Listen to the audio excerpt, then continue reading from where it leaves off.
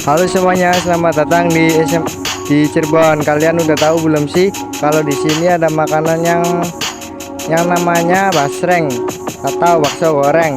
Di depan SMA Negeri 1 Plumbon ada yang ngejual basreng dan rasanya enak loh. Ayo kita intip. Nih, halo Mang, udah berapa lama penjualan basreng? Udah 3 bulan. Apa yang bikin memang jadi memuaskan untuk menjual basreng? Alhamdulillah Ranis ada rezekinya gitu.